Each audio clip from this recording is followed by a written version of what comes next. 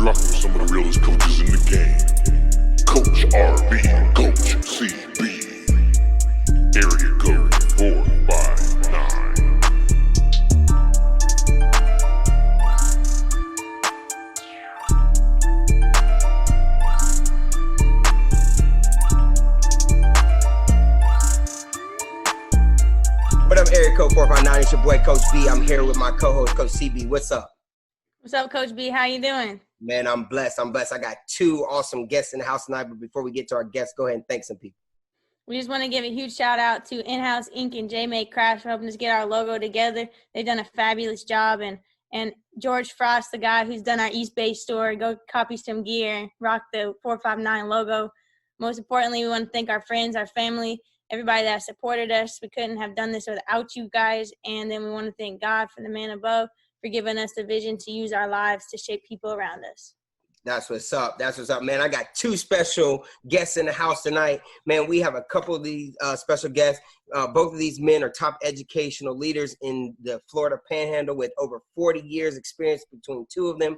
Both of these men were standout athletes in high school and led them to college scholarship, one at Memphis State University and Lindenwood University. After college, both men dedicated their lives to bettering other people's lives, using their educational leadership expertise to help elevate institutions, mentor educators, connect students to college and career readiness. Let me introduce my friends, the incredible dynamic duo. You can't get one without the other. They're like Batman and Robin, Lewis and Clark, Tom and Jerry. What is up, my friends, Mr. Keith Bland and Gordy Pongratz? What's up, guys? Hey, Coach. He's on mute again. Come on, man. That's all right. If someone would buy the premium service and would have to log in and out all the time. So. Stop telling my business to all the people, man. Shout out to you guys. Thank you for coming in. Thanks for having us. Introduce the episode for us. Man, we're super excited to talk today about servant leadership. It's something that's very important to both of us.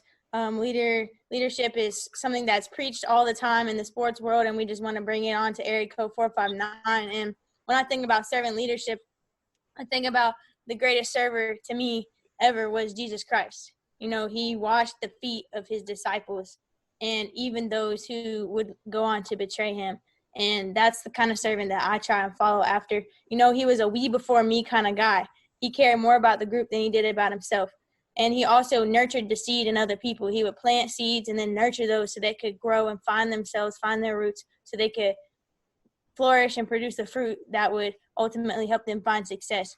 So the first question that I want to ask you guys, I want both of y'all to answer this, but what is the difference between leadership and servant leadership? And then why is servant leadership so important? All right, Gordy.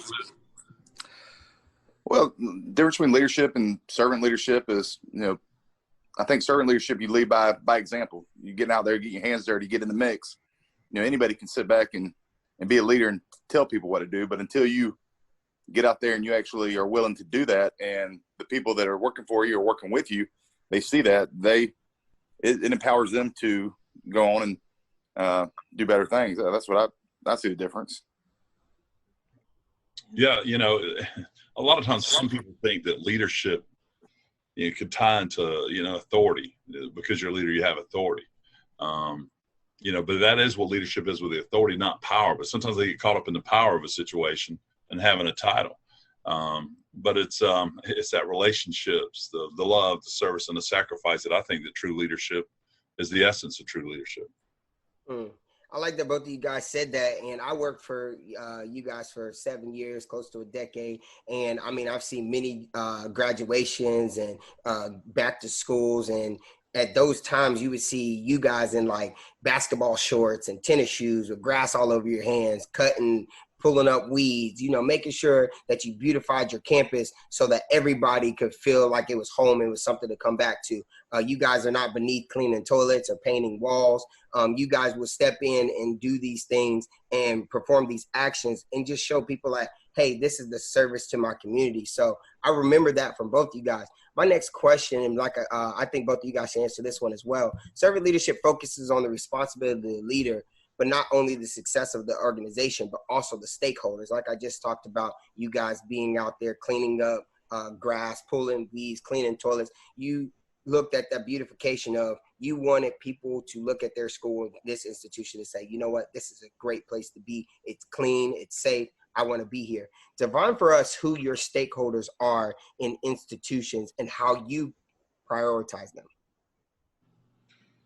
But I'll go ahead and answer this one on my end. You know, in the role as a principal, I guess I had stakeholders on a broad scale, from, you know, teachers to students, parents and community. We would often rank it in an order of we're going to serve students first, teachers second, our school needs third, parents fourth, community fifth, and we would have ourselves at the bottom of the list because it was important to have them out front. It was important to serve them. I know it's, you know, we're talking about servant leadership, but I think in order to lead, you have to serve others. And often, and I would remind our admin team that, you know, we're last on the list. It's about their experience. We've had our high school experience. It's important for students to have a great experience. And I don't think there's a job that's beneath either one of us. I know Gordy worked hard, you know, a lot of physical stuff that you didn't see behind the scenes. You know, and I did my time as well. And, you know, I'm back to being a head football coach. So I feel like my stakeholders now are the football players, you know, the parents, the coaches, and once again, the school and the community. And as far as keeping the place tidy and clean, you know, I'm still doing that tonight. I'm going to clean the locker room, bathrooms, and get it ready for a Monday. One, you know, now we're in a situation where it's a safety issue. But two, but it's about pride in what we have. And it may not be the best, but we won't have it looking the best that we can. But once again, I've always felt like in order to lead, you have to serve others. Yeah, that's something Keith taught me Keith taught me that watching him when I was a player under Keith in high school, watching how he served, you know, whether it was staying after, washing the jerseys back then, to making sure everybody ate before he got in line, pregame meal, little simple things like that you pick up on. And that is an example of a servant leader. At the school I'm at now, it's a lot smaller. I have a 2-man admin team, 1 custodian. So really I have no choice but to get my hands dirty here because, like I said, it's something I learned from Keith, working under Keith, and what you said.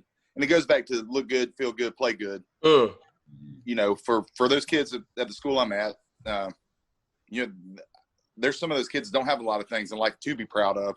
So we want to make sure that first, you know, our number one concern is safety, even over education now. So safety, whether that means making sure nothing dangerous or in the world we're living in now, make sure that it's as clean as possibly can be. And so it takes everybody to do that.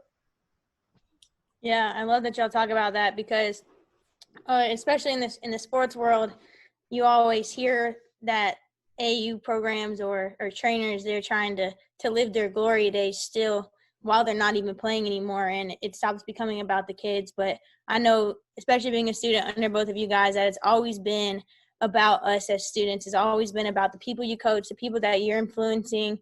Even if, like, Keith, I know that your daughter and your son went to school underneath you, and even then, like, you still tried to serve them every day, and I love seeing that. Like, that was a good testament. But how do you guys continue to put yourself aside for the betterment of the whole every day? Because I know that can be hard, especially when you don't receive, like, the thanks back, but you still continue to do that every day.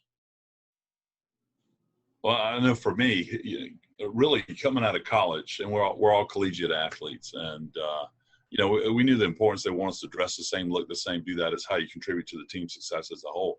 But coming out as a coach early in my career, you know, and I worked for some great people that really taught me about some of those things, and I could just pick up on some of their behaviors. And luckily, I worked, you know, under Jim Scroggins, which was a great, you know, biblical man. It's a great role model for us, for Gordy and myself. You know, Gordy, my first year coaching, was a football player on that team. So, you know, part of that priority, I think a lot of times ego gets in the way of a lot of things. And I'm just not big on ego on the things that I've done in my life, but it's, once again, it's continued to how does the big picture look? I'd rather somebody else be successful. I want to be successful as well, but I'd rather someone else take the credit or get the glory for it than I would, because I've had my time in doing those things. I just think it's how we're made up. I mean, I would serve, you know, the principal or head coach is just a title. And, you know, I don't think it would change. You know, we're going to check our ego at the door every day and do what's best for people around us and try to do the best the way we live our lives. I mean, yeah, it's not I really can't tell you why. It's just the way we were raised and the way we came up.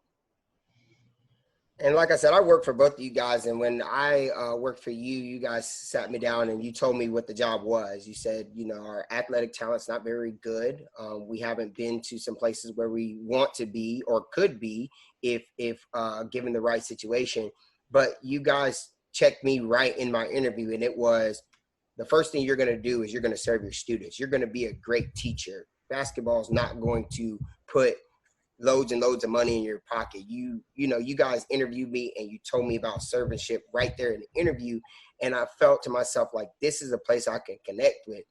Especially I was at a high school that, you know, basically was promising me, hey, you're going to be the next guy in line.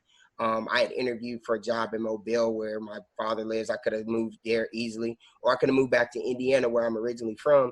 And I decided, you know what, I'm going to take my talents out there to your school and your institution.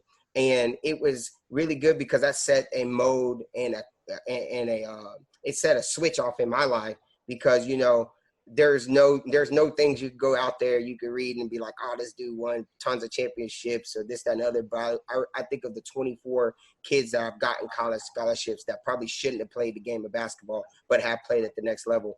I remember the state championship where all things were going against us, with the team losing their coach and being influenced by outsiders. But then they came back and said, you know what, let's connect and let's make this happen together. And we brought two kids on the podium that should have never got there, that ultimately won us a state championship.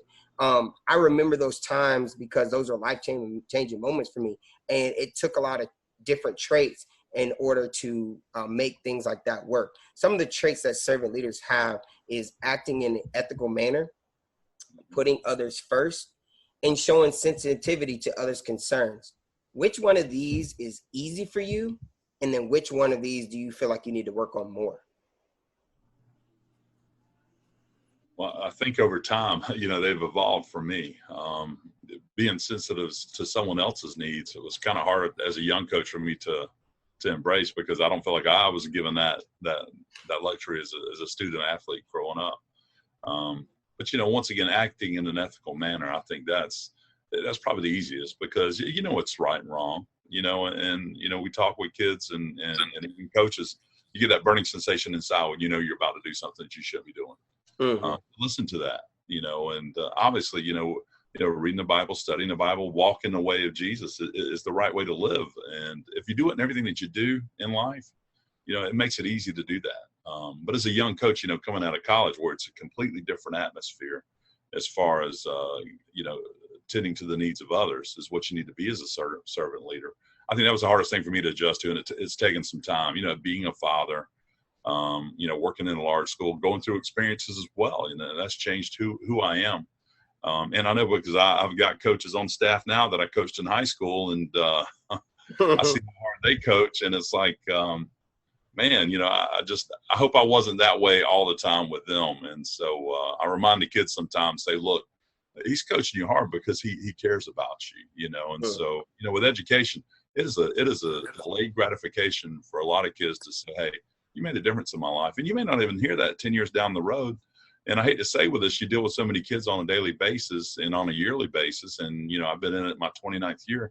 There's kids that'll say, you know, you made a difference in my life. And you go, man, I'm just so glad that I did that. But I have a hard time remembering who they are and what that situation was. I think if you do it every day, it just makes it easier.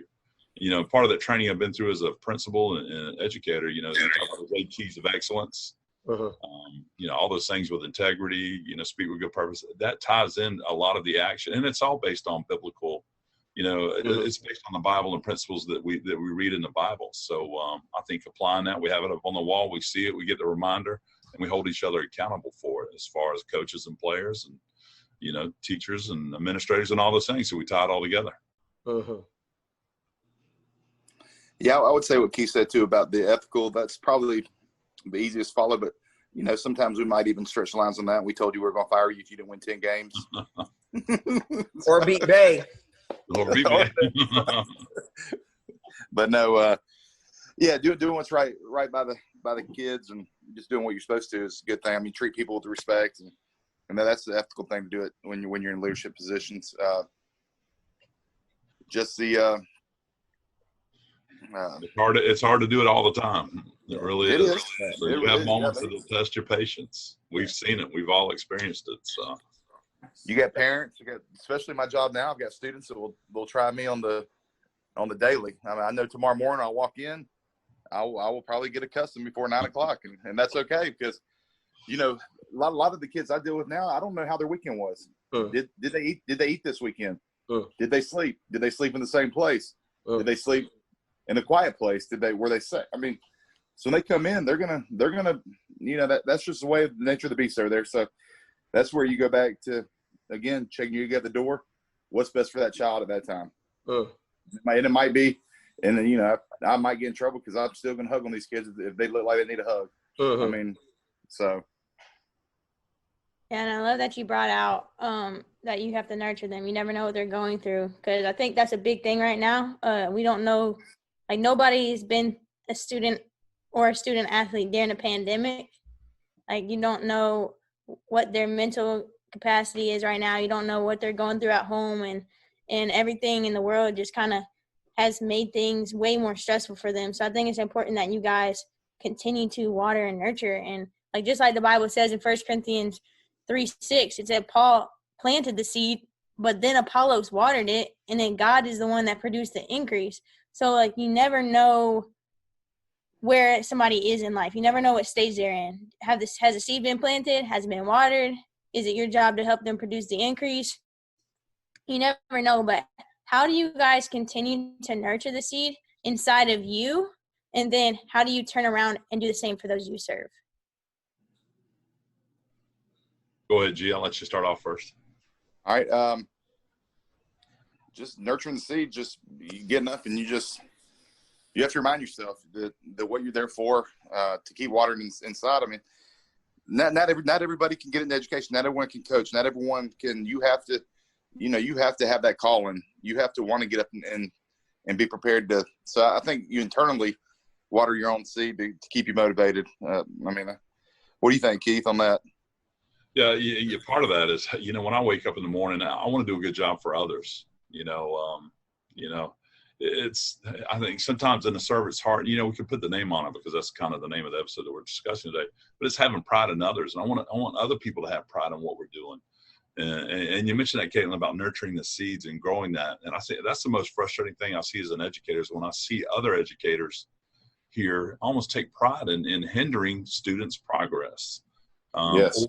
Or issuing a bad grade on something and not giving the opportunity to reteach and reassess and retry. So, I think for me, I think it's easy at times because that's the way I would want to be treated. And I want someone to treat my children that same way. So a lot of times with my behaviors and actions, and believe me, I have grown so much in the 29 years since I've been coaching and teaching. And Gordy can tell you, because in the beginning it was pretty hard and intense and those things. So I just think there's a couple of books. Obviously, the Bible's always been big in my life and reading it and understanding it. But the John Maxwell book, Good to Great, and the Hunter book of Servant Leadership, True Essence of Leadership. Those are two that changed me educationally. And in order to, I just had to feel that in order to lead, I had to serve others. So I think if you wake up in the morning with that mindset, and there's some days I want to be miserable and I want to be grumpy, but when I get around the kids, honestly, that's the brighter part of the day. And Keith actually led a book study with his administrative team at Arnold on the servant leadership, and we were able to have some really good discussions like we're having today, but sitting around with specific kids and how we're focusing our actions at Arnold. So I'll always remember that leadership. That was a good book. Yeah, that's right. We used to call us the B-3 team. It was a C school, but we turned it around when the A school after you guys took that leadership dynamic. And honestly, I saw a big change in you guys. And I remember going into Keith's office and, basically taking the book from him. I didn't ask. I just said, hey, I want this book right here. He's like, it's okay. I got plenty of copies. You could go ahead and have it. And when I read that, it changed my life as well. What I like about both of you guys as educators is because you guys use mastery as a way to evaluate. Not because that's kind of how life is, right? Like, you know, people make mistakes, but they have to master life, and each and every day they have to find ways to grow and way to master their skills. So I really like that about you guys, and that's why we have you guys on, because we had a wellness entrepreneur millionaire on our show one time, Mr. Jones, and he told us, you know, gave us a Bruce Lee quote, but he also told us about how he reads his books, and he basically says, I don't read 500 books a year, I read 5 books 500 times. So he's talking about how he takes the book and he just masters the book, and the book becomes part of him. So that's kind of like how servant leadership has become part of me as well, and this idea of serving. Like I said earlier, you guys are a dynamic duo. To me, you can't get one without the other. And we talked about the similarities as we've been having this conversation. Now that we've had these talks about these similarities, you do have slight differences. And Gordy, I'm gonna start with you first. I feel Gordy's probably the most empowering leader that I've ever worked under. He's one of the guys that's like, you know what, you could be great every day. And he even used to talk about how great I looked in my bow tie. That's another story. But at the same time, he always empowered me. And Keith, I feel like you're the best guy for buy-in. Like, you basically take anybody to buy in from the very top to the 12th man on the bench. You know how to get them all on one page. And this is really dynamic. And I've heard a lot of educators talk about they love working for you and they miss working for you just because of those things. How does servant leadership help you, Gordy, empower others and then help you with buy-in, Keith? Well, I mean, that goes back, just put yourself out there. I mean, if you're not out there with your troops or with your people, then you don't know, you can't see their potential. You can't see what they're great at. And so you can't go. I mean, I would come in your class, see you teaching, wearing your little bow tie and your little tight pants. That's a story. But but just, I mean, seeing the potential in you early on, Bobby. I mean, you were someone we always knew that with the right push and whatnot, that, I mean, you're going to go on, you're going to do great things. We know that. And it's not just, I mean, any of the people that we worked with that wanted to, I mean, we still have what we call EORs, that, you know, the ones that you have to push along just to get them to do the little bit of work. But then you have people that come along like you, Bobby, and the people you hung with, that whole building 5, that hallway. I mean, 4, don't disrespect that. 4, my bad. But shout out to building 4. But that's how it was easy to empower you guys and push you because you wanted to. And I got to bring my music to class every day. Shout out to you guys too. Go ahead, Coach. Buy-in for you, Keith. Man, it's part of, you know, when I started working at Florida Virtual School, and you know, I did that for about 5 years. Anytime we would post a job, we would have hundreds of people apply. And I remember working with one of the instructional leaders, and she was a short woman, you know, very well spoken and that. And one of the teachers came up and said, "Hey, are we on a 6-month contract or annual contracts?" And she looked at her and said, "You're on a 5-minute contract. So that means you better do it." And I said, you know, I understand that, you know, and see about a sense of urgency when you declare that. But it's like, it didn't really help building relationships, because when we started looking at how many teachers we had in the organization after year 3, it greatly dropped off. And so we are back there hiring again and training again. So, you know, and then when you get to Arnold in the beginning, you know, we'd have a lot of teachers apply for jobs, but it got to a point in education where it's getting hard to find someone. So you better help the ones that you have on staff grow to get, you know, to perform successfully. But as far as buy-in, I think you just got to be honest with people. And if it's a tough conversation, I don't like to have the tough conversation. I don't like to hurt people's feelings on it, but I think they deserve that feedback and honest feedback in order to grow from it. And a lot of times, you know, with that servant leadership's heart, we would take on the brunt of all the difficult situations. I know with Gordy on that team, if it was a hard thing that we had to get done, we would take care of most of it, and let them have the glory and give them the credit. And I think that often helped with the buy-in on it. And I can honestly say I had great role models as administrators earlier in my career of what I didn't want to be. So it was often like, man, why are we calling them assistant principal? Because every time I ask them something, they tell me I can't do it. So let's call them desistant principals. So if they're not going to help me, so what am I going to do? So I knew those struggles that I went through as a young teacher and as a young coach, and how I saw they interacted with us. And I said, I'm not going to be that guy. And one, I think if you're honest and genuine, and I would speak with anyone, and I've held every job at a school from a one-on-one paraprofessional all the way through the principal. And I've taught multiple subjects, and every day I wake up thinking like a teacher. So I feel like that helps me relate to them. I didn't see it as like, I've got a title, you better respect me type thing. It's, no, I want to build a relationship with you like I want you to do with your students. And therefore, those students will do everything they can to work hard for you. They don't want to disappoint you or let you down. I felt it was the same way to treat the staff. And it's the same thing as a coaching staff. So a lot of things we're doing are the same things I've always done. So, I'm just going to be me. I'm going to be happy with who I am and trying to help other people be successful. And once again, put myself on the back burner. Oh, that's good stuff. Earlier, both of you guys brought up ego and checking your ego at the door. And I think the way life is set up nowadays, especially with social media and Snapchat and selfies, that life can become very egotistical. It can become very self-focused, especially when you're young. You want your grades to be good. You want to buy your next car. You want to know what college you're going to, like what scholarship are you going to get. And it becomes so focused on yourself that you forget to turn and look at the next man beside you and see what you can do for them. But how have you guys been able to help your students and even your kids that you're coaching or the kids that you have at home understand that the world becomes more rewarding when you take the focus off yourself and then shift your vision to others? I think a lot of time when I talk to kids, and especially the football team, when I'll send out a reminder saying, hey, we had a tough game this week. Take Friday off. We had a Thursday night game. We've been pushing pretty hard. We only had a couple days off since we started. And one of the things I remind them, I said, clean your room without being asked. Do something nice for your neighbor. And just kind of those things to encourage them to do those things without having to be asked. And once again, that when you do something for someone else, it makes you feel really good on the inside. But that's all the recognition you need, is to feel good and about helping someone else. Once again, we talk about that servant leadership on a regular basis, but I encourage our football players, do something without being asked. You don't need recognition to get it done. When you see a teacher having trouble in a class, be that leader in the class and quiet it down. If they need something moved, offer it to them. And what I always try to do is lead by example. So if I see someone carrying something, I always offer to help. I talk to them regularly about, hey, how are things going? What is it that you need? Just be genuine and honest with them. And I think it helps with that rapport. But reminding them on a regular basis about do more for others than you do for yourself. And I've had those people do that for me as well. And even student athletes.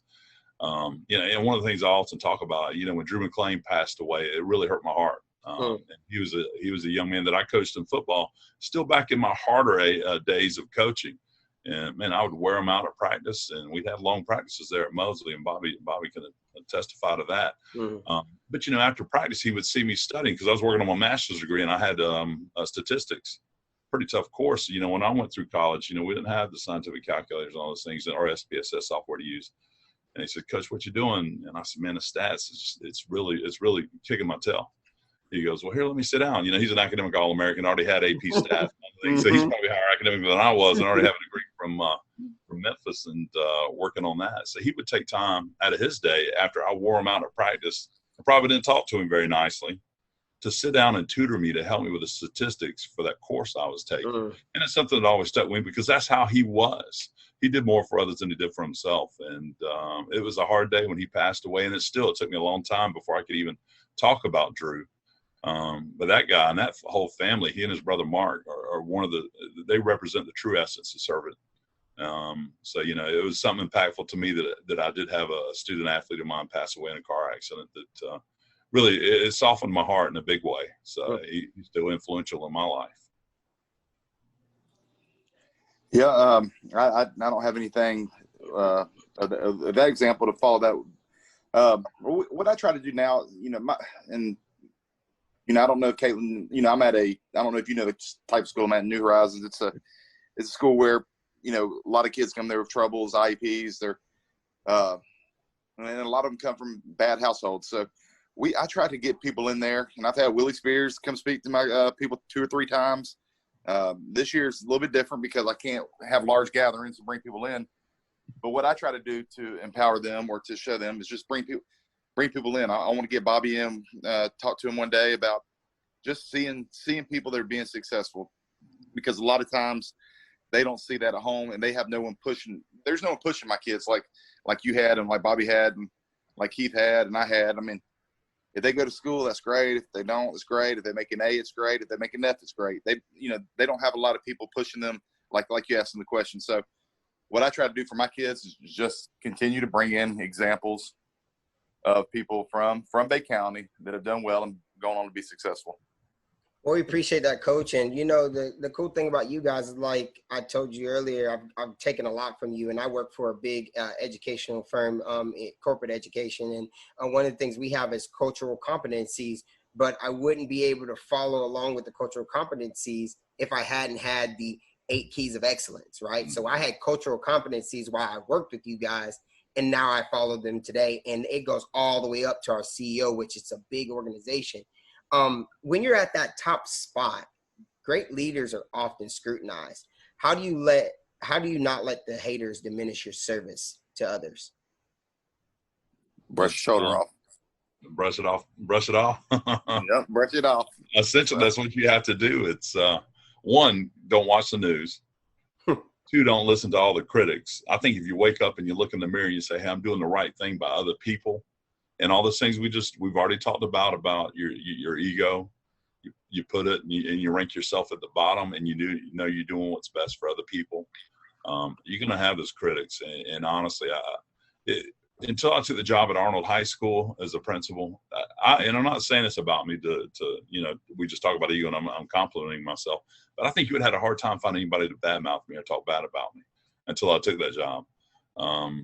But with that leadership, a lot of scrutiny comes with that. And anytime you're having to manage people and lead people, there's some people that are going to resist all the way to the end. So, if you know that you're doing the right thing by people, and once again, placing yourself last in that list, I think you have to let everything by the wayside go. And if you invest in others, that's the best investment that you can do. Well, when I took over my first school, we had some faculty members that probably weren't going to get on with our vision. Just you stand by what you believe and what your goal is. You stand firm on that. A lot of times those teachers will find their way out. So I guess those are the haters. I'm blessed to be at a school where I don't have to worry about watching the news, reading the paper, because chances are I'm not going to be in there. So that's a good thing. I really don't have a lot of haters from the outside, but the biggest thing was taking over school, putting in my vision, and watching teachers that have been there forever that want to do it their way, and you just keep applying pressure, the positive pressure, positive way, and slowly but surely change the atmosphere. And it's like Keith said too, early on, we don't have the luxury of being able to hire people all the time. So you have to really, when you do get a chance to hire somebody, you really have to try to go hit a home run of who you hire, get on your team if you get a chance, because we just don't have the turnaround, the flip around on that. So just providing that culture, keep pushing and following your vision. Right. Caitlin, would you give them go ahead. I'm sorry. And serve them all. Jesus even washed Judas's feet, and so we may have some people there that are yours we don't want to be around, but as long as they're doing right by kids and teaching, I think I can work with anyone as long as they're doing right by children. And, but hey, it's a hard job being a leader. It's a lonely position, because a lot of times, just because you have a title, you also have that authority. At times you have to handle situations. So, it's just, Gordy does a great job with those things of building rapport, and you're going to have some people that are going to resist no matter what you're doing. Right. Caitlin, give them a quick rundown of the stained glass. I think that's a perfect little idea of how it shapes you and bezels you. Go ahead. One thing that I saw when I was doing a mission trip to Ecuador was stained glass, and God kind of revealed to me a meaning behind it. And he said that's you. Each piece to the whole picture, when it's single out, it doesn't make any sense. It's just a broken piece of glass that has a random color to it. But when you put it all together, it's each rimmed and bezeled and shaped and colored to create a whole picture. And when he shines the light through, each piece has its own story. Each piece has its reasoning and meaning to the whole, and it creates a bigger and brighter picture. And so when someone else needs you, he shines a piece of that color. So now you know a story to tell and how to shape other people's lives. And so that's one thing that I really say, and that's why I started saying don't discount your value, because each story, each thing that you've been through has a meaning, and it might not have great meaning in your life or great meaning to somebody else, but eventually he will find a person that it will have great meaning to and impact even more than you ever thought. That's one of my favorite ones I have is iron sharpens iron, so one sharpens another. So That's exactly what you're saying, Caitlin. Right. So, and I wanted her to give you guys that because, like you said, Keith, before I ever took a job with you guys, I never had any bad thing that's ever been said to me about a student athlete. Everybody was always like, oh my gosh, who's the African-American Black student that's super smart and plays all the sports? You know what I mean? I always had, great things said about me. And then all of a sudden I worked for you. And then next thing you know, the haters came out the woodwork. But that's okay, because each of us have a piece to the story. And when we have a piece to the story, we can shine our light on others. Man, at the end of Area Code 459, we come to a huddle. You guys been coaches. You guys know what it is. We huddle up, and we just have some call-outs that we just try to say to our listeners, just so they could take something from the episode. I'm going to let Caitlin start out with a call-out. Then Coach Keith, you can go. Gordy, you go, and I'll finish up. Go ahead, Caitlin. Mine's very simple. It's like you guys been saying, check your ego at the door and find somebody to serve every day. Well, love coming on this show, and I love seeing you. And I stumbled across this on LinkedIn, and I saw, man, Bobby's putting this show, and I watched it and listened to it. Had you and Caitlin on there, Bobby, and it's when I think about people that really not necessarily overachieve, because you've always been special, both of you. But you may not have been the biggest athlete on the court, but man, no one could outwork you, either one of you. And so I think that's what I'm proud of you two about, how hard you work, how you continue to walk with Christ. I'm not afraid to say it out loud, because there's a lot of scrutiny nowadays with things. So if it's a badge to wear or a torch to carry, I'm proud that you two are carrying it. So I'm not just calling you out because you have me on the show, but I'm very proud of all that you're accomplishing. And Bobby, I knew when I hired you, and I knew you in high school, and I said, and Bobby always works hard.